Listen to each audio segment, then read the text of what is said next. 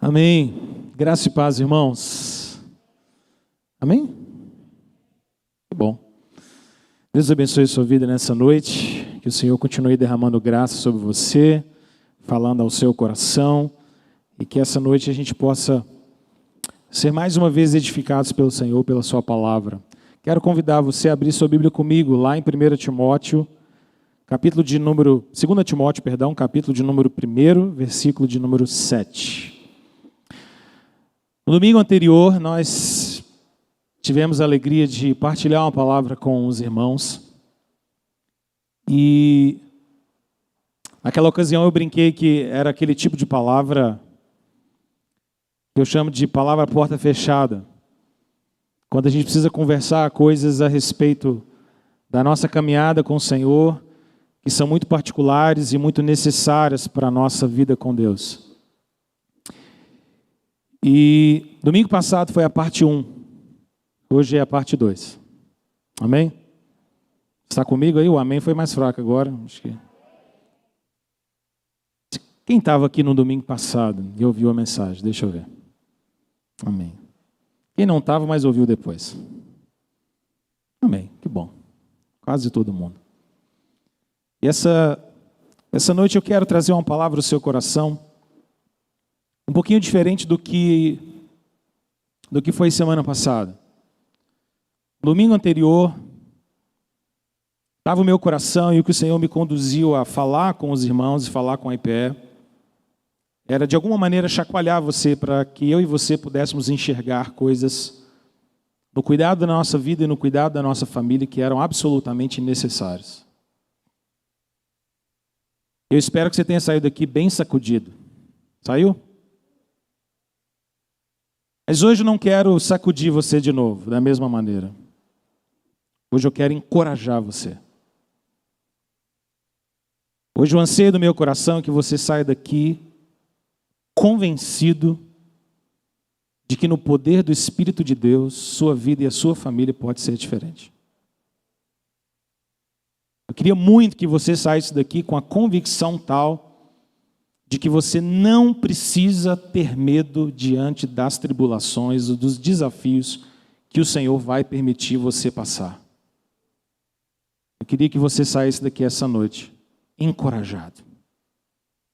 Que você saísse daqui essa noite destemido ou destemida. Que você saísse daqui essa noite em nome de Jesus, sabedor ou sabedora de que mudanças necessárias na sua vida e na sua família serão de fato possíveis por causa da ação do Espírito de Deus na sua vida. Essa é a minha expectativa. Você quer compartilhar dessa expectativa comigo? Amém? Então abra sua Bíblia, 2 Timóteo, capítulo 1, versículo de número 7. Esse texto que nós vamos ler é um texto tão sério, tão sério, tão sério, que eu queria pedir a você que ficasse em pé comigo. E nós vamos ler esse versículo 7 com uma voz tão forte, mas tão alta, que quem passar lá fora agora vai conseguir ouvir todos nós falando esse versículo. Preparou a garganta aí? Preparado? 2 Timóteo, capítulo 1, versículo 7. Vou ler na revista atualizada. Filipão, se você tiver com uma versão diferente da revista atualizada, leia aqui na tela que o Filipão vai colocar para nós. Vamos juntos? Porque Deus não nos tem dado espírito de covardia, mas de poder, de amor e de moderação. Senhor, nós te louvamos, porque o espírito que o Senhor nos dá não é o espírito de covardia, não é o espírito de medo, não é o espírito, Deus, de nos sentirmos travados, nos sentirmos impedidos, não é, Deus, a covardia que Satanás espera que nós tenhamos, mas o Senhor nos dá o espírito de poder, de amor, de moderação, Senhor, e nós te louvamos, ó Deus. Nós rogamos, ó Pai, que nessa noite o Senhor arranque do peito de cada um de nós toda a covardia, Senhor, todo medo, Deus, que seja mundano, todo medo de homens, todo medo de circunstâncias, e coloque em nós, ó Deus, uma coragem gerada pelo Espírito Santo do Senhor sobre nós, ó Pai. Essa é a nossa oração, no nome precioso de Jesus. Amém. Amém. Louvado seja o Senhor. Pode assentar-se. Eu odeio filmes de terror. Odeio filme de terror. Não recomendo que ninguém assista. Não gosto que ninguém me conte. Ainda acho que esse negócio de filme de terror, com muita magia, é coisa do capiroto. Não gosto. Mas certa feita eu devia ter mais ou menos uns 13 anos. E um colega me chamou para ir à casa dele. Eu morava no bairro Amazonas, bem pertinho daqui. E o combinado era que nós nos encontrássemos na casa dele, eu, ele e mais um amigo, éramos um trio de amigos, para que a gente pudesse assistir a um filme. E lá eu fui, lá nós fomos, e era noite já, final de tarde. A aula tinha acabado, escola, e então fomos para lá, e fomos assistir o filme ali, talvez por volta de 6 e pouquinho, não me lembro mais. Mas sei que a gente assistiu um filme, e o filme que ele tinha escolhido para a gente assistir naquela noite era um filme de terror. Nós fomos assistir a um filme famoso na época, chamado As Bruxas de Blair. Não assista. Não presta. Mas eu fui enganado e caí nesse erro. E a gente assistiu o filme. Assistimos ao filme morrendo de medo, obviamente, tremendo as bases. E, enfim, o filme acabou, as letrinhas subiram, o suplício terminou, meu coração começou a voltar ao batimento e a frequência cardíaca normal. Até que então, a pior situação da noite, que ainda estava por vir, chegou. Era hora de ir embora. E eu precisava ir embora para casa sozinho, obviamente, porque ele também era adolescente como eu, e a mãe dele não ia deixar com que ele me levasse em casa ou fizesse companhia, qualquer coisa desse gênero. Então, pouco os pais dele se interessaram em me levar em casa, porque era tão próximo que eles disseram, não, pode ir, vai, filho, Deus abençoe, vai embora. E esse foi um momento difícil da minha vida. Esse é aquele momento trágico da vida.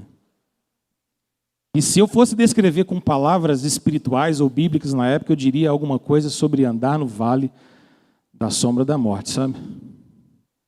Foi tenso. Você não consegue imaginar como uma meia dúzia de quarteirões se tornou tão assustador na minha vida. Eu me lembro que de tanto medo eu decidi caminhar no meio da rua, porque os passeios me pareciam mais amedrontadores e mais cheios de bruxa, talvez. Obviamente que não tinha. E eu fui assim meio que no meio da rua, trincando de medo, morrendo de medo, congelado de medo. Talvez... Muito possivelmente uma pessoa faria essa rota com coisa de 5 a 7 minutos e eu devo ter gastado tipo uma meia hora. Porque cada passo era um salmo. Né? Você ia andando, tipo os salmos dos degraus. Senhor, o Senhor está comigo. Senhor, bruxas não existem, Deus. O Senhor é meu Redentor. Jesus, Deus, perdoa meus pecados, Senhor. Deus, em nome de Jesus, perdoa meus pecados. Eu nunca mais faço isso, eu nunca mais faço aquilo outro. Se o Senhor me poupar hoje, eu nunca mais volto a fazer isso. Eu prometo que eu nunca mais assisto filmes de terror. Foi muito difícil. Mas graças a Deus cheguei em casa, nenhuma bruxa apareceu. Medo, né? Você já sentiu medo? Você tem uma história tão ridícula como essa para contar? Você tem piores, né? Provavelmente. A gente tem medo de cada coisa. Nessa mesma época, por exemplo, eu tinha medo de que o Chuck ia cortar os meus tendões uma hora ou outra. Lembra do Chuck? Espero que você não lembre muito, né? Boneco miserável. Tinha medo do Chuck dar uns cortinhos no meu tendão. Mas também não devia ter assistido o filme do Chuck. Dava medo. Medo congela a gente. Medo impede a gente. Mas a gente tem medo na vida de coisas mais sérias. Não só essa história de pré-adolescência, adolescência minha, mas a gente tem medo, às vezes, de coisas muito profundas e reais na nossa caminhada. Coisas que, de fato, impactam o nosso coração e que nos afetam de maneira muito verdadeira. Quando o apóstolo Paulo escreveu as suas 2 cartas a Timóteo, Paulo estava muito preocupado com o fato de que Timóteo estava para enfrentar grandes desafios, desafios não de ficção ou filmes de terror, mas desafios reais. Timóteo, por exemplo, estava enfrentando no meio da igreja vários ensinos heréticos. Paulo fala isso na abertura da primeira carta, de como eventualmente Timóteo teria que lidar com pessoas que estavam ensinando mentiras a respeito do evangelho. E Timóteo deveria ter muita coragem para enfrentar essas pessoas, para ensinar a verdade, para repreender os caminhos maus. Paulo escreve a primeira carta, Paulo escreve a segunda carta, e no início dessa segunda carta, Paulo começa dizendo, se você olhar a sua Bíblia, ele começa dizendo que ele está muito feliz, que ele dá graças a Deus pela vida de Timóteo, ele dá graças a Deus por causa de toda a recordação que ele tem do discipulado que Timóteo teve, de como Timóteo cresceu e aprendeu o evangelho da sua avó Lóide, da sua mãe Eunice. Paulo está dizendo, Timóteo, eu estou muito feliz na sua caminhada, eu sei que você é um servo de Deus, eu sei que você é um bom pastor, eu sei que você é um homem corajoso, um homem do Senhor, mas eu preciso dizer a você, e ele começa isso então no versículo de número 6, eu preciso dizer a você e de amoestar a você, não desista do seu dom. Fique firme no dom que Deus te deu. O dom que foi dado a você por imposição de mãos. Não desista das tarefas que você tem, dos desafios que você tem como pastor. Porque dias difíceis virão, Timóteo, e você precisa ter coragem para lidar com ele. Para lidar com esses conflitos, com essas lutas. É como se Paulo, conhecendo o coração desse jovem pastor, e já experimentado da sua própria caminhada de fé, soubesse que eventualmente Timóteo iria sentir medo. Medo. Medo de perseguições, irmãos. Medo de ser preso. Medo de ser espancado por causa da palavra do evangelho. Medo de ter sua vida ceifada de maneira abrupta, da hora para outra. Medo de enfrentar lutas e tentações ministeriais, medo de enfrentar heresias no meio da igreja que poderiam corromper e desestabilizar o povo de Deus. Paulo, sabedor de todas essas coisas, encoraja Timóteo. No versículo de número 6 ele diz, olha, eu admoesto você, eu exorto você, eu encorajo você, reaviva o seu dom. Se a gente fosse colocar isso de uma maneira mais simples, mais básica, é como se Paulo estivesse dizendo, fique firme naquilo que você foi chamado. Não desista do seu trabalho, não. Não desista do seu ministério, não. Deus te chamou para isso. Você foi abençoado. A mão dos presbíteros foram impostas sobre sua cabeça. Fica firme, Timóteo. E então no versículo 7, Paulo nos dá uma palavra de encorajamento para Timóteo, que é ao mesmo tempo uma grande palavra de encorajamento para todos nós, para todos os crentes. Ele diz, Timóteo, sabe por que você precisa ficar firme? Sabe por que você precisa reavivar o dom que Deus te deu? Porque o Senhor não nos tem dado espírito de covardia, mas o Senhor tem derramado sobre nós poder, amor e moderação. É por isso que você tem que continuar, Timóteo. É por isso que você não pode desistir, Timóteo. Porque Deus não nos tem dado espírito de covardia. Mas o que isso tem a ver com a minha vida e tem a ver com a sua vida hoje aqui, essa noite? Mais especificamente, o que isso tem a ver com a minha vida e com a sua família, e a minha família hoje aqui, essa noite? Tem a ver com o fato de que aquilo que o apóstolo Paulo está dizendo para Timóteo aqui, não é algo que cabe apenas para aqueles que estão no ministério pastoral. A palavra do apóstolo Paulo para Timóteo não é apenas um conselho ou algo que Deus derrama sobre ministros do evangelho. O que o apóstolo Paulo nos diz no versículo 7, que lemos em alta voz, é algo que o Espírito de Deus derrama sobre todos os crentes, em todas as épocas, em todos os lugares. Porque o Senhor de fato não tem dado nem a mim e nem a você espírito de covardia, mas Ele tem nos suprido com o poder do alto céu. Ele tem nos suprido com o amor que vem do seu trono de graça. E Ele tem nos dado moderação para viver nesse mundo. De tal maneira que essas ferramentas, essas qualidades, essas virtudes, esses dons da parte de Deus sobre nós, são capacitadores para a nossa vida em todas as áreas. E essa noite, eu quero chamar a sua atenção para o quanto isso é importante e fundamental na sua vida pessoal e no meio da sua família. Primeiro, eu queria que você entendesse que o que Paulo está dizendo aqui no versículo 7, quando ele usa essa expressão, Deus não nos tem dado espírito de covardia, Paulo está falando sobre aquele medo covarde. Ele não está falando sobre temor, porque o temor de Deus é o princípio da sabedoria. Ele está falando sobre covardia, sobre aquele medo vergonhoso, aquele medo que nos trava, que nos impede, aquele medo que é fruto de fraqueza do nosso coração, é fruto de incertezas, de falta de confiança em Deus. Aquele medo que nos congela, que faz com que eu e você não encaremos a vida de frente, os desafios, os problemas, as lutas. Paulo está dizendo, Deus não deu a vocês esse espírito. Eu queria que você já desde o início guardasse algumas coisas sobre o que o apóstolo Paulo está nos ensinando aqui. Primeiro, está muito claro o que ele está dizendo para nós, de que a covardia não é algo que vem de Deus sobre a minha vida e sobre a sua vida. E todas as vezes que eu e você experimentamos esse medo covarde, nós estamos experimentando algo que não vem de Deus.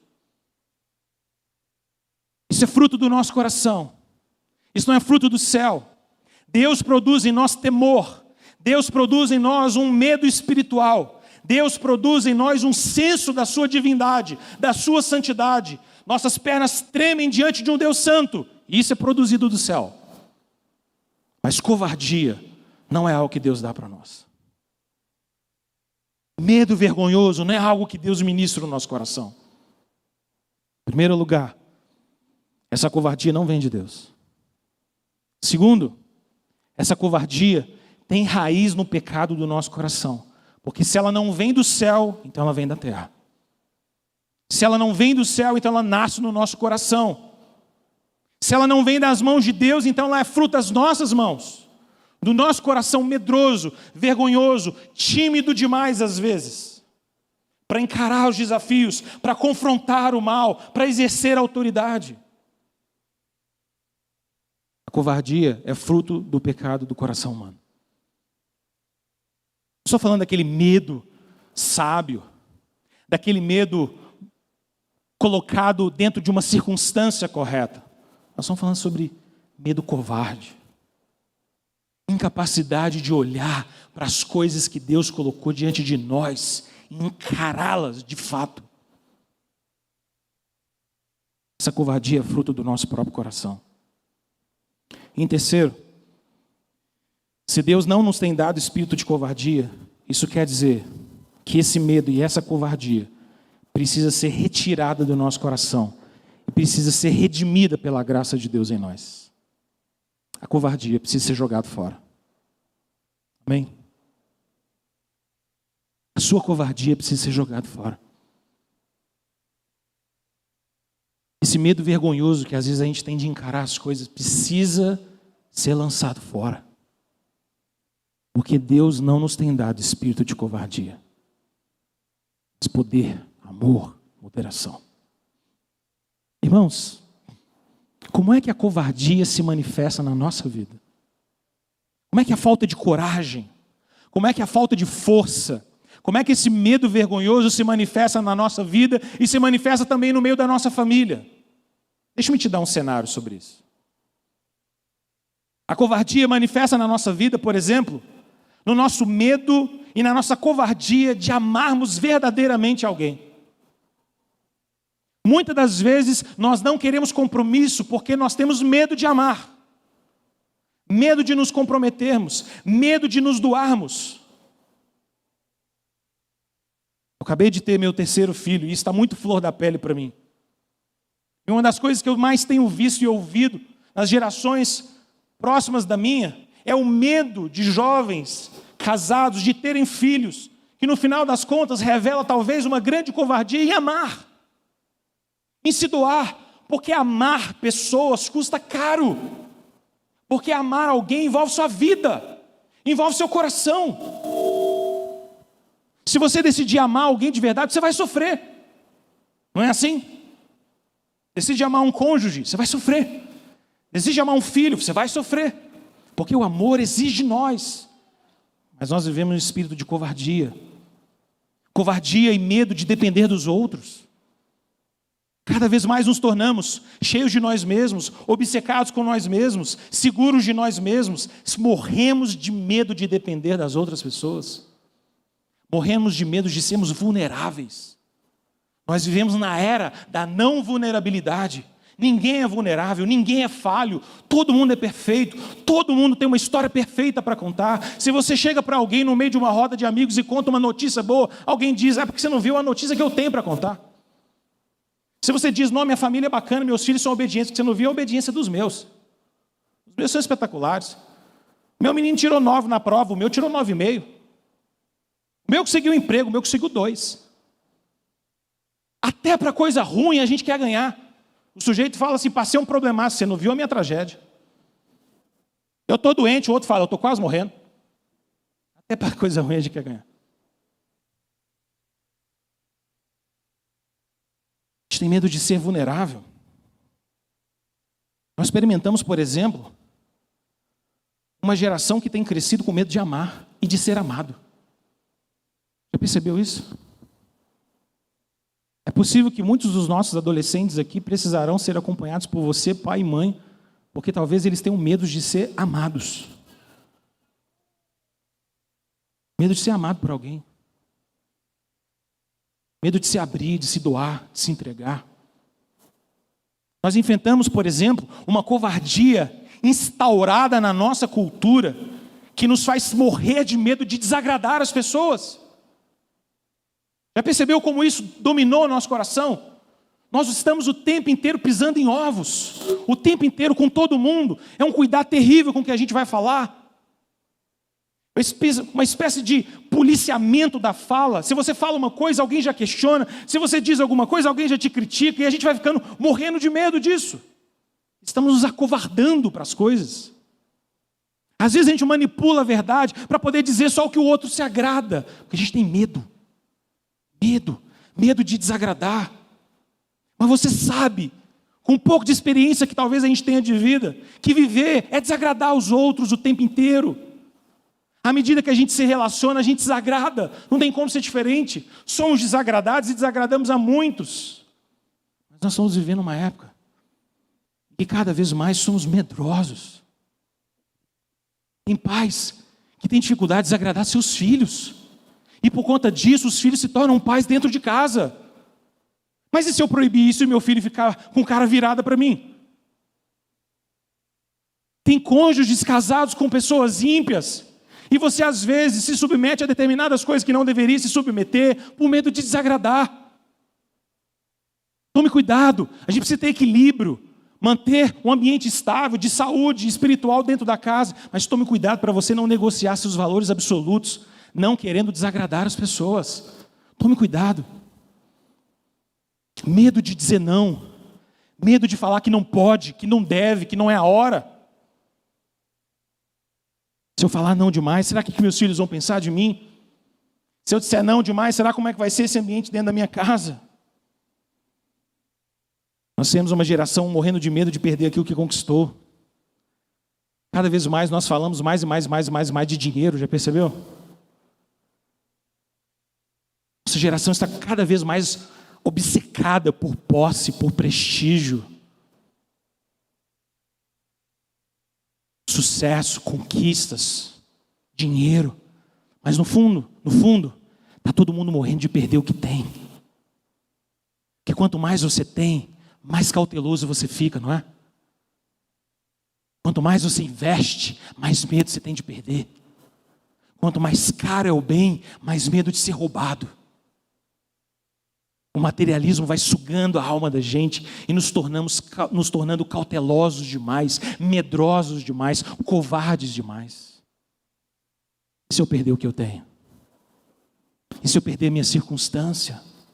Esse medo, covardia espiritual. Nós temos covardia, por exemplo, de sermos rejeitados. De sermos rejeitados. De tomarmos uma portada na cara. Você percebeu, por exemplo, como é que as entrevistas de emprego funcionam? Quem aqui faz entrevista de emprego? trabalha em RH e você faz a entrevista. Levanta a mão, deixa eu ver. Algumas poucas pessoas. Já percebeu como todo mundo na entrevista de emprego é feliz? É impressionante isso, né? Quando você vai numa entrevista de emprego, você precisa parecer feliz. Se a pessoa te perguntar assim, fale um valor seu, disponibilidade. Fala um valor mais íntimo, amor ao trabalho. Você é um pequenininho eu aí. Minhas piadas estão melhorando. Aí você pede mais uma. Não, fale mais uma característica sua. Amor pela empresa. Um defeito profundo do seu coração, trabalhar demais.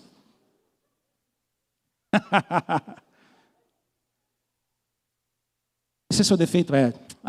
Quase sempre sacrifico os domingos pela empresa. Todo mundo parece bem. Todo mundo parece virtuoso, porque a gente morre de medo de ser rejeitado. Ser rejeitado por aquilo que a gente pensa, pelos nossos próprios valores, pelo aquilo que você acredita. E se eu for rejeitado? E se as pessoas não concordarem comigo? E se elas pensarem diferente? E se elas me criticarem nos bastidores? Como é que eu vou lidar com isso?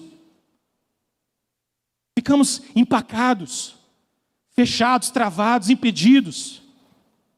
Às vezes nós temos muita covardia, por exemplo, e aí eu falo em especial aos pais agora, covardia em liderar a sua casa. Falta coragem. É medo demais, medo de tomar iniciativa, medo de começar alguma coisa, vergonha. Medo de tomar iniciativa e dizer, agora vai ser assim, vamos caminhar dessa forma, abrir a Bíblia dentro de casa, conduzir a família no temor do Senhor. Às vezes falta coragem, irmãos. Às vezes o caminho das pedras você sabe, a Bíblia você tem. O que falta é coragem. Falta coragem. Sobra às vezes no nosso coração covardia. Covardia de assumir a direção espiritual da sua família, da sua vida, da sua casa, do ambiente onde você está. Se esse é o seu chamado, se você é homem e governa a sua casa, essa é a sua incumbência, é seu chamado. A covardia tem que ser lançada fora. Se você é mamãe, cuida da sua família sozinho, então a incumbência é sua. Se você é vovó e você precisa cuidar dos meninos, então a incumbência é sua, vovó. Não tenha vergonha, não tenha timidez. Às vezes não, frequentemente tenha coragem de assumir a direção das coisas que Deus colocar em sua mão. Tenha coragem de apontar os erros na vida dos filhos. Talvez coisas na família que precisam ser tratadas. Talvez você precise ter uma conversa não com o filho, mas com uma irmã.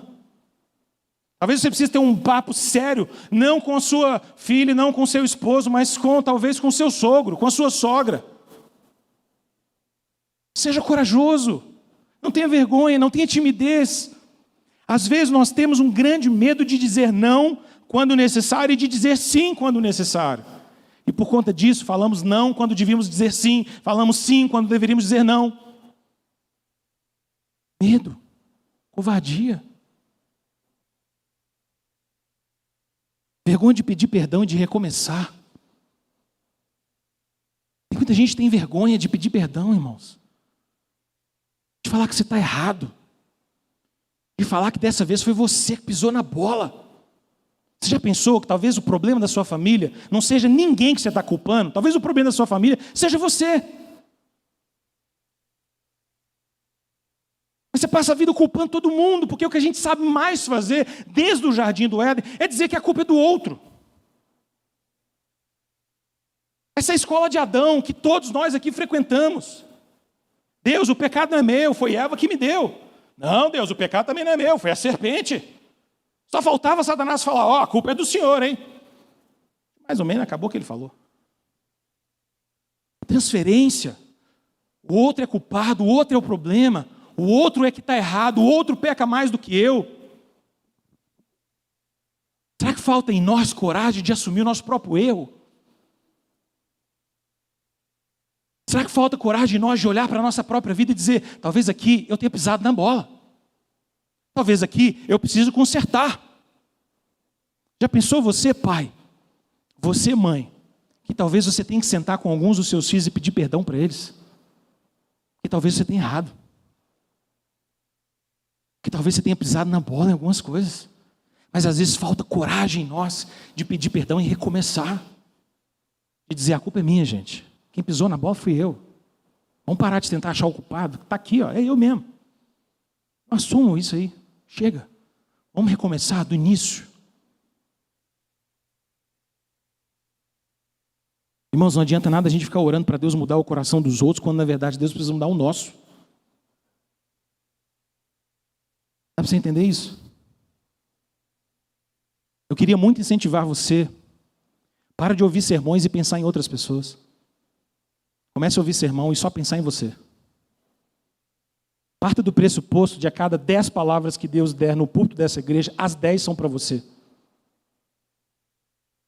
Para de achar que você vai embora da igreja e dizer, hoje eu acho que o culto não foi tão bom, Deus não falou tanto ao meu coração. Entenda uma coisa, se a palavra de Deus estiver sendo pregada com fidelidade, o problema da palavra falar conosco ou não é do pregador, é seu. É porque talvez seu coração esteja duro demais. E não enxerga os seus próprios erros, suas próprias fraquezas. Porque Deus constantemente está falando comigo e com você. Amém? Deixe Deus tratar isso. Abandone a covardia, abandone o medo. Abandone o medo também de achar que você não dá conta. É muita coisa, eu não aguento. As tribulações que Deus está colocando na minha vida são demais. Eu não sei se eu aguento ser tudo que eu preciso ser no meio da minha família. Eu não sei se eu aguento encarar esse ministério, isso é muito. Eu não sei se eu consigo ser a avó que eu preciso ser. Eu não sei se eu consigo ser bênção na vida dos meus filhos que já estão casados. Eu não sei se eu consigo sentar com eles e dar uma palavra firme para eles. Eu não sei se eu consigo ir no gabinete pastoral e confessar pecados não tratados na minha alma. Eu não sei. Acho que não dá para mim. Eu não sei se eu consigo ser curado por Deus. Eu não sei se eu vou conseguir tratar isso. Eu não sei se eu vou conseguir esquecer essas coisas. Eu não sei se eu vou conseguir lidar com esse trauma. Ou se eu vou conseguir esquecer daquele momento na minha infância que eu fui abusado ou abusada. Eu não sei se eu vou conseguir lidar com essas coisas. Às vezes, medo para o nosso coração. Medo de achar que você não vai dar conta. Mas o Senhor não tem te dado, querido, espírito de covardia. O Senhor não tem te dado espírito de medo, mas de poder, amor e moderação no Espírito Santo. Deus pode curar as feridas da sua alma. Deus pode te libertar de traumas da infância. Deus pode te fazer vencedor de dores que foram arraigadas e estruturadas no meio da sua família. Deus pode livrar você daquele sentimento de que algumas maldições parecem instaladas dentro da sua casa. Deus pode livrar você de ter que repetir os mesmos erros dos seus pais, dos seus avós. Deus pode livrar você de se sentir pressionado a cometer os mesmos erros e trilhar os mesmos caminhos.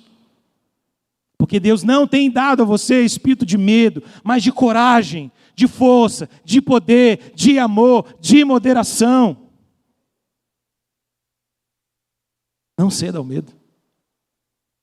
Às vezes nós temos covardia de encarar as lutas da vida com resiliência, com firmeza, com aquela convicção de que as lutas são de fato muito difíceis, mas maior é o que está em nós do que aquele que está no mundo. Às vezes a gente tem medo dessas coisas, mas o Senhor não tem te dado espírito de covardia. Às vezes nós temos covardia de viver conflitos da vida sem moderação, sem equilíbrio, sem governo, sem consciência das coisas. Queridos, o Senhor tem te dado coragem. Coragem. Por que dizer tudo isso é importante? Por que eu quis mapear todas essas possibilidades de medo e a minha lista parece pequena diante de tudo que eu poderia falar aqui? Porque esse texto está dizendo para mim e para você claramente de que Deus não deu nem a mim, nem a você um espírito de medo vergonhoso. E se nós sentimos isso, E se nós temos vivenciado medo em ser aquilo que Deus quer que nós sejamos, em conduzir nossas vidas e nossas famílias como Deus quer que nós façamos, esse medo não provém do Senhor. E Deus em Cristo Jesus há de nos libertar de todo esse medo, de toda essa covardia, de toda essa vergonha e nos fortalecer em nome de Jesus. Esse é o que Deus quer fazer em nós. Isso é o que eu peço que Deus faça essa noite aqui no seu coração. Que você saia daqui essa noite liberto, fortalecido, encorajado, sem medo, sem covardia no seu coração, decidido, decidida a fazer algo diferente na sua vida, a conduzir a sua história de maneira diferente. Paulo diz a Timóteo que Deus nos dá 3 coisas. A primeira delas, ele diz que Deus nos dá poder. A palavra poder aqui é a palavra grega dinamis. A ideia dessa palavra em grego e em português é de que eu e você recebemos uma energia capacitadora. Nós recebemos força da parte de Deus. Nós recebemos da parte de Deus uma força espiritual, um fortalecimento em Cristo Jesus, como Paulo diz, por exemplo, aos Efésios, no capítulo 6, versículo 10. Sejais fortalecidos em Jesus. Deus nos deu força, Deus nos deu poder espiritual. Você entende isso que nós estamos falando, irmãos? Eu e você lutamos as nossas batalhas, não com as nossas próprias armas, mas com as armas que são poderosas em Deus. Não lutamos as nossas lutas espirituais apenas na nossa boa ideia, nos nossos bons contatos, no nosso jeitinho de fazer as coisas certas. Eu e você somos capacitados pelo Espírito Santo de Deus no nosso coração. Eu tenho ficado muito incomodado de ver muitos crentes, às vezes, querendo resolver todos os seus problemas apenas com recursos humanos, apenas com caminhos humanos, com técnicas humanas, com ciência humana. Tudo isso é bem-vindo, irmãos. Tudo isso faz parte da nossa vida, mas o que liberta o coração do homem é o poder de Deus, é o Espírito Santo de Deus, e o Senhor revestiu você, que está em Cristo Jesus, com o poder do alto. Esse poder está em você, use-o, põe em prática, creia nisso. Nós oramos, mas oramos com covardia, nós pedimos milagres, mas como quem tem uma mente científica, parece que a gente pede um milagre, mas a gente não acredita no milagre ao mesmo tempo. Parece que a gente ora para Deus, mas a gente não confia em Deus. Confie, creia no Senhor, coloque as coisas nas mãos dEle. Deus vai te surpreender. Deus vai abrir os seus olhos para enxergar o cuidado dEle. Deus tem te dado poder, poder espiritual, poder em Cristo Jesus. O salmista diz no capítulo 28 do livro de Salmos, Salmo 28, 7, o Senhor é a minha força. O Senhor é a minha força. Você pode dizer isso comigo? O Senhor é a minha força. Não, mas essa força nossa está ridícula. Vamos falar firme agora. O Senhor é a minha força. Agora eu comecei a acreditar no ser mesmo. Força espiritual, irmãos. Eu tenho pavor de viver um cristianismo que parece que a gente crê sem crer, que a gente ora sem orar, que você ora e pede, mas parece que não espera. Que oração é essa? Que a gente pede, mas a gente desconfia de Deus. Deus, eu estou pedindo, mas minha mente é tão científica que eu não sei se milagre existe, então eu estou falando aqui para cumprir a tabela e o programa da igreja. Não, irmão, a gente ora com fé, crendo que Deus muda as coisas, Deus governa a história, Deus responde a oração, Deus faz isso. Deus faz coisas que a gente não consegue imaginar, que a gente não consegue planejar. Há um tempo atrás, nosso filhinho do meio, Samuca, tinha um problema, uma hérniazinha muito grande no seu umbigo. E esse negócio incomodava a gente, entristecia a gente como pai. Coisa pequena, nada mal, nada que levaria ele a uma situação de saúde precária ou dificultosa, mas incomodava. Fomos no médico, não tinha muita solução, não tinha muito o que fazer, era só esperar. Podia sair, podia não sair. Então a gente decidiu orar. E minha mãe me ligou e disse, eu vou orar todo dia, pedindo a Deus para libertar. O Samuel disse, liberar e acabar com isso tudo. Eu falei, ora também que eu vou orar daqui. Minha mãe catou de lá e eu catei de cá. E nós orando. E um dia, a Rene sumiu. E talvez alguém que entende muito de ciência vire para mim e diga, isso é normal, é assim mesmo. Criança às vezes tem hérnia, mas com o tempo some. Mas eu prefiro a resposta de que Deus respondeu a minha oração. Porque é essa que Deus nos chamou para crer. Poder, confiança, poder que vem do alto, suprimento dos céus.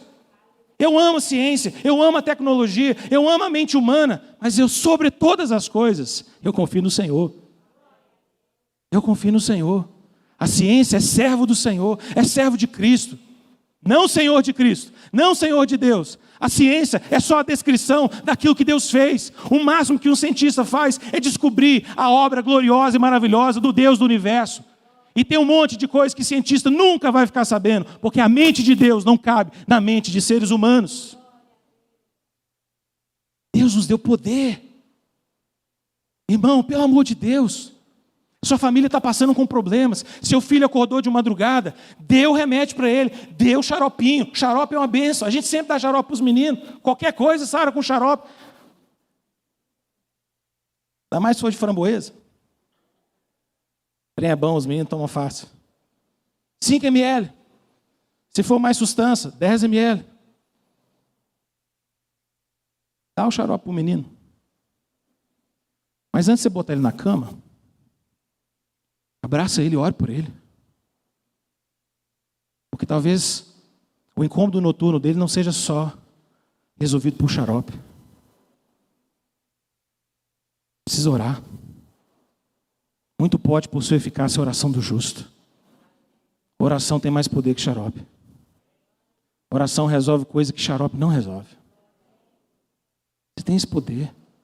Poder do alto céu. Não é poder mágico não, gente. Amém? Não é para a gente sair doido na rua, levantando as mãos e fazendo coisas. Ó, essa casa que é minha, eu declaro. Não, pelo amor de Deus, não declara nada. Quem declara é o Senhor. Você pode orar.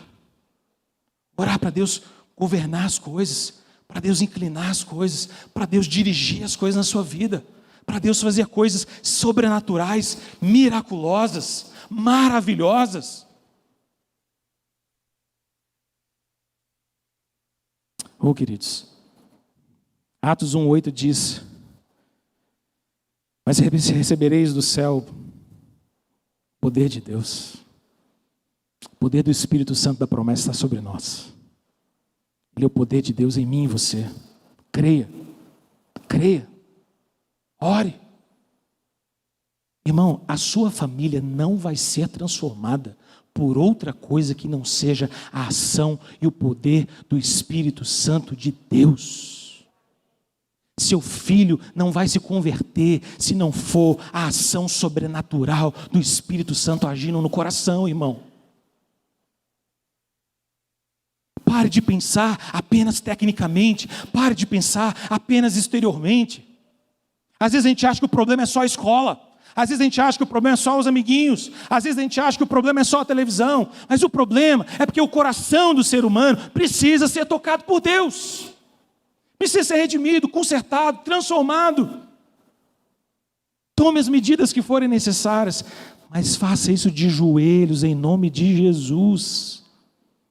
Para Deus guiar suas decisões, para Deus transformar o coração do seu cônjuge, para Deus ganhar aquele filho seu, omisso, indiferente, distante, para que Deus cure espiritualmente as dores da alma dos seus filhos. Porque hoje nós corremos, a nossa vida é medicina, nossa vida é remédio, nossa vida é psiquiatria, nossa vida é terapia, e tudo isso pode ser bênção, irmão, mas depois a gente orar, depois do joelho a gente está calejado no chão. Porque senão nós vamos nos tornar experts e mandar as pessoas para médico, mas terríveis em orar. O que distingue a igreja no mundo é o fato de que nós acreditamos no poder de Deus. Se nem isso a gente acreditar, para que a igreja vai servir no mundo, gente? Se a única coisa que a gente sabe dizer para as pessoas é que os problemas delas são hospitalares, são médicos, são medicamentosos. Entenda, não estou dizendo que você não tem que tomar isso, não estou dizendo que você não tem que ir no médico, pelo amor de Deus. Vai. medica, faz o que tiver que fazer, obedece o médico, mas faz isso de joelhos, em nome de Jesus. Porque o médico vai empacar às vezes, a medicação não vai funcionar, não vai adequar para você, não vai ter efeito daqui a 1 ano, 2 anos, mas a ação do Espírito de Deus é transformadora. Deus te deu poder, irmão. Nós não podemos ser covardes espiritualmente. E às vezes somos tão medrosos. A gente tem medo de tudo, medo de Satanás, medo do inimigo, medo de olho gordo, medo daquilo, medo que alguém fez coisa para mim. Maior é o que está em nós do que o que está no mundo. Se eu estou em Cristo, nada pode contra os eleitos do Senhor, nada. Essa é a verdade. Bata o pé, firme, ore na sua casa, reivindique diante do Senhor, clame, abençoe seus filhos, acorda de madrugada, põe a mão sobre a cabeça deles, ministre bênçãos sobre a sua família.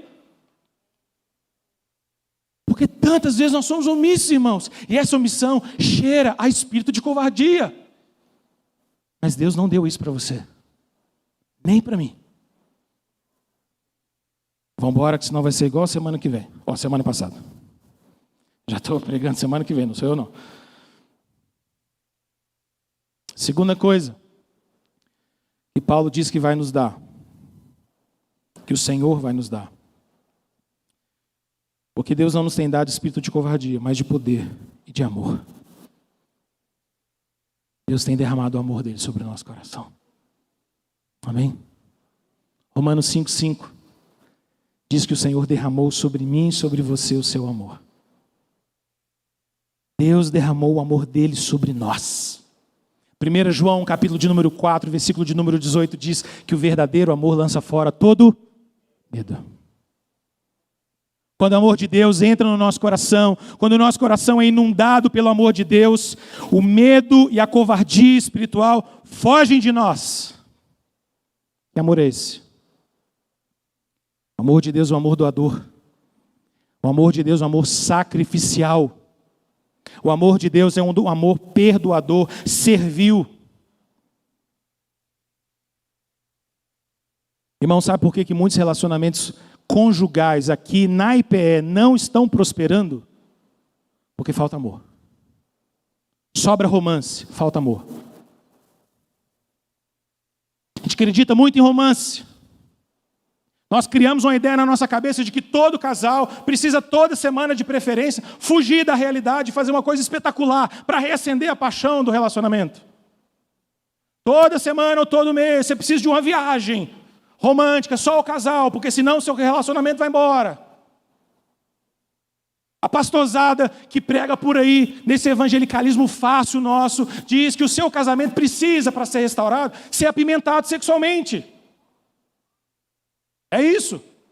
Pastores falando coisas cheias de vexame, de vergonha no púlpito.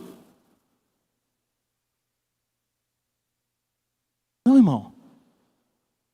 Jantarzinho é bênção. Faz o jantarzinho. Cozinha para a dona.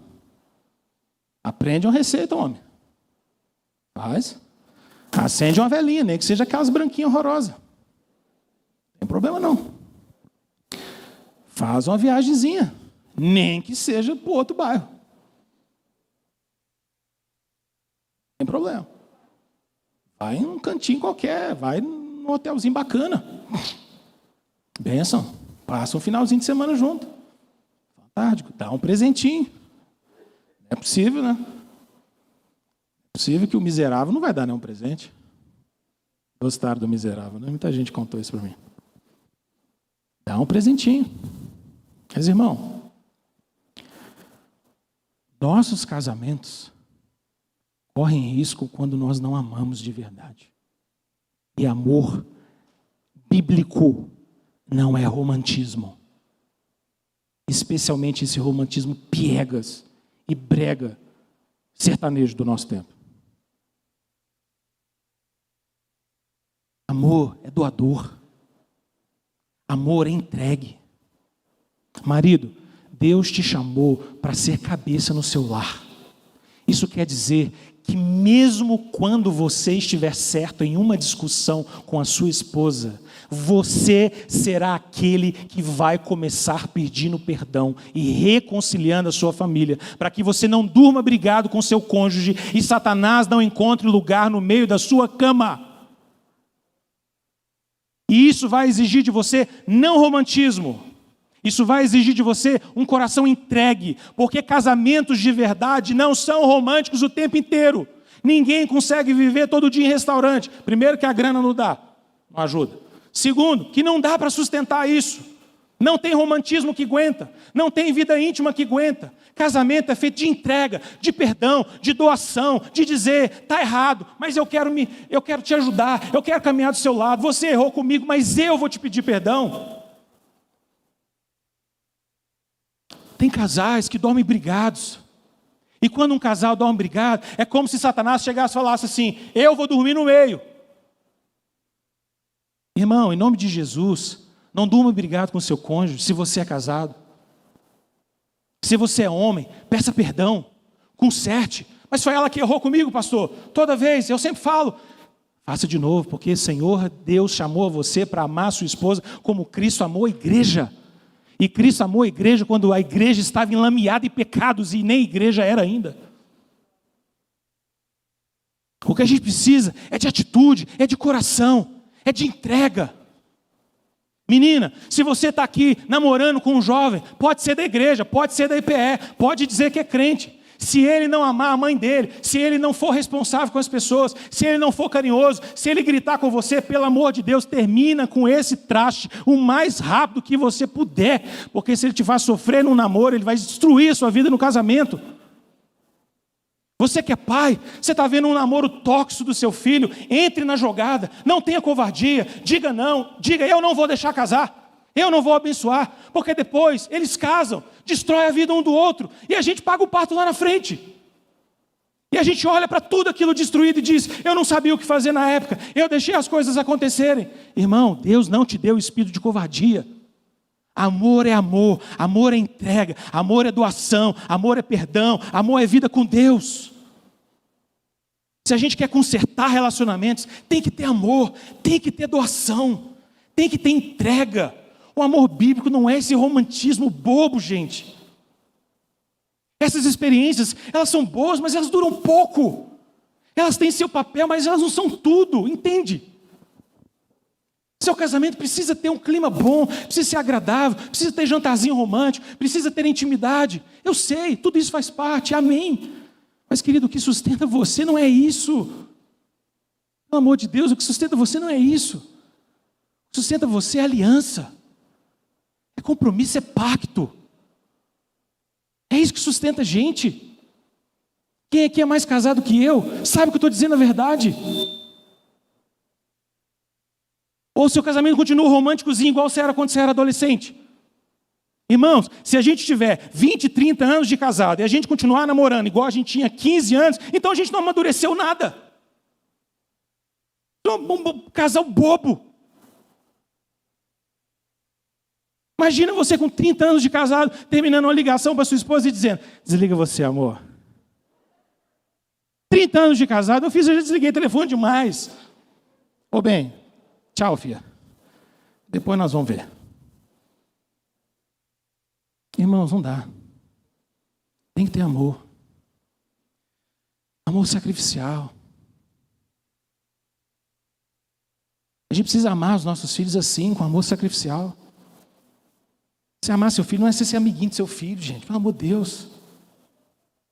Seu filho não tem que achar que você é o melhor amiguinho dele, porque você faz tudo com ele, não. Nossos filhos precisam saber que nós somos pais deles. E pais dão ordens. Pais desagradam de vez em quando. Pai, na teoria dos filhos, estão sempre errados. Mas nós estamos acertando frequentemente. Então a gente precisa amar de verdade. Amar de maneira sincera. Eu queria falar mais coisas, irmãos, mas o tempo não deixa. Terceiro ponto. Paulo diz a Timóteo, porque Deus não nos tem dado espírito de covardia, mas de poder, de amor e de moderação. E essa palavra moderação é extraordinária. Porque moderação significa autocontrole, Moderação significa disciplina. Moderação significa capacidade de colocar as coisas no seu devido lugar. Muitas famílias vão por água abaixo por falta de prioridades corretas. Muitas famílias vão por água abaixo por descontrole financeiro. Eu não estou falando de crise financeira, estou falando de descontrole financeiro. É quando você tem a finança, mas você não sabe gerir.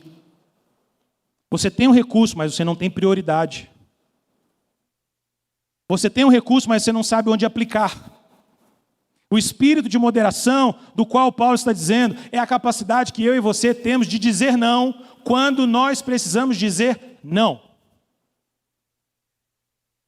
Querido, dizer não é libertador para o seu coração. Se você não sabe dizer não, você precisa aprender o quanto antes em nome de Jesus. Porque dizer sim destrói a vida da gente, suga a nossa energia, tira as prioridades, tira aquilo que é essencial, aquilo que é secundário, assume o lugar que não deveria assumir. Eu e você precisamos aprender a dizer não. E isso é fruto de um espírito de moderação em Jesus. Querido, você precisa saber o que é mais importante na sua vida e na sua família. O que é prioridade para você? Qual o papel dos seus filhos na sua vida? Qual o lugar do seu cônjuge na sua vida? Tem casamentos que acabam porque um dos cônjuges coloca filhos numa posição que não deveria estar. Idolatra os filhos, destrói o casamento. Só pensa nos filhos, mas não pensa no marido, não pensa na esposa. Tem avós que veem os filhos saindo de casa, o ninho fica vazio. E ao invés de cuidar do casamento, quer cuidar do casamento dos filhos. Você pode instruir, você pode dar uma palavra, mas você não pode ir lá viver a vida deles. Porque você tem a sua, você tem o seu casamento, você tem a sua história. Tem muita gente que chega com 50 e poucos, 60 anos e não sabe o que fazer da vida. Não tem propósito, não tem razão de viver. O relacionamento não funciona, os cônjuges não batem, não tem prioridades, não gostam das mesmas coisas, não têm os mesmos planos, não têm os mesmos sonhos. Definha. O casamento se afeta, perde a alegria de ser, perde a alegria de viver. Irmão, a gente precisa de espírito de moderação, de equilíbrio, de saber qual a prioridade das coisas. Projete sua vida, sonhe sua vida, planeje sua vida, saiba o que é prioridade no meio da sua casa. Oi, irmãos, às vezes nós somos tão indisciplinados com as coisas de Deus na nossa vida. Toda vez que alguém me fala que não consegue desenvolver uma vida de espiritualidade sadia dentro de casa, eu fico surpreso com o fato de que a gente consegue desenvolver disciplina para tantas áreas da nossa vida, mas quando chega nas coisas espirituais, a gente diz que a gente não consegue. Você consegue acordar todos os dias, 5:30 da manhã para ir trabalhar. Mas não é possível que a gente não consiga um dia sentar para fazer um culto em casa? Que disciplina mundana é essa que não possibilita a gente ser disciplinado para as coisas de Deus? Espírito de moderação, irmão. Espírito de equilíbrio, de disciplina, de saber o que é mais importante na sua vida, na sua história. Porque tem muita gente envolvida com o projeto de ganhar o mundo, mas está perdendo a alma. Tem gente envolvida com o projeto de ganhar tanta coisa, mas está perdendo os filhos. Você é um baita sucesso na sua empresa. Na sua empresa todo mundo gosta de você. Você é um cara bacana. Você brinca com todo mundo ri de você. Mas quando você chega em casa, você pai, você é uma negação. Você não senta com os filhos. Você não abraça ninguém, você não diz uma palavra de conforto, uma palavra de ânimo. No serviço todo mundo gosta de você, na sua casa ninguém gosta de você. Falta de equilíbrio, falta de moderação, de não saber o que é prioridade. O mundo me ama, minha família não me ama. Tem gente que é expert em brincar com os filhos dos outros, mas não sabe sentar no chão para brincar com os seus. Tem gente que consegue dar conselho para todo mundo, mas não consegue aconselhar um filho adolescente. Isso é falta de equilíbrio, é falta de moderação. Eu sei fazer lá fora, mas não sei fazer aqui com a minha família. Tem homem que elogia a mulher na rua, mas nunca falou uma palavra abençoada para a esposa. Para de ser vergonhice. Para de elogiar a mulher que não é sua. E vai falar bem da dona lá na sua casa. Vai elogiá-la, abraçá-la, dizer o quanto ela é importante para você. Tem gente que é um sucesso fora de casa, uma derrota dentro de casa. Isso é falta de equilíbrio, irmãos. Falta de equilíbrio. Gente que ora lindo na igreja, levanta aqui, faz umas orações com umas palavras que só Deus sabe. Ninguém consegue acompanhar o vocabulário do sujeito. Mas chega em casa, não sabe fazer uma oração. Não sabe pôr a mão na cabeça de um filho. Não sabe orar para uma esposa. Eu podia perguntar aqui para você, homem que está aqui, qual foi a última vez que você orou pela sua esposa? Não levanta a mão, não. Não fala nada, não. Só pensa nesse negócio. Porque muito possivelmente a resposta não é boa. Qual foi a última vez que você pôs a mão na cabeça da sua esposa e você orou por ela, homem? Talvez você nem saiba. Espero que a maioria saiba. Falta de moderação, gente. Falta de equilíbrio na nossa vida. Tem gente que gasta a vida com um cachorrinho, com um petzinho, mas não ama ninguém. Não é uma pessoa real. Nada contra os pets são bonitinhos demais. Os bichinhos têm um lugar deles. Mas bicho não pode ser mais importante que gente. Planta não pode ser mais importante que gente. Tem gente querendo virar mãe de pet, pelo amor de Deus. Tem que ser mãe de gente. Mãe de planta não, gente. Mãe de gente. Gente gera gente. E vamos mexer no mundo. Espírito de moderação, irmãos. Às vezes você gasta tanto dinheiro com coisas fúteis, você é incapaz de dar uma oferta. Que dureza, hein?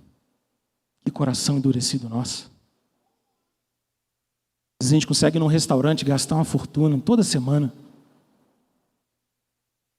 Não consegue abençoar uma pessoa sem ficar pensando duas vezes. É muito que a gente está dando.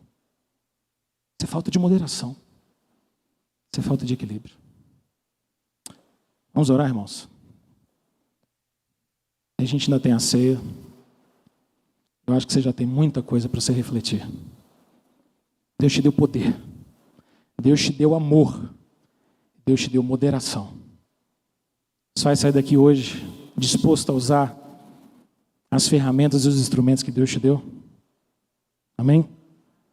Vai usar mesmo? Deus não te deu espírito de covardia. Deus te deu poder, amor, moderação. Use para a glória dele em nome de Jesus. Vamos orar? Quero chamar os presbíteros à frente, chamar os nossos queridos diáconos também para que se assentem aqui no primeiro banco. Nosso ministério de louvor também pode se posicionar. Enquanto eles vêm, nós vamos orar. Semana passada nós oramos de joelho. Eu vou te convidar a dobrar seu joelho hoje de novo. Mas hoje sua oração vai ser diferente. Hoje, dobrando os joelhos aí onde você está mesmo.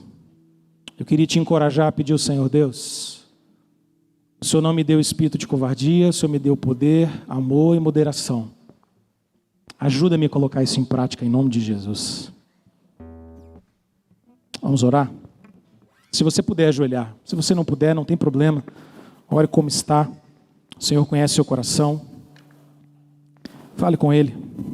Interceda pela sua vida em nome de Jesus.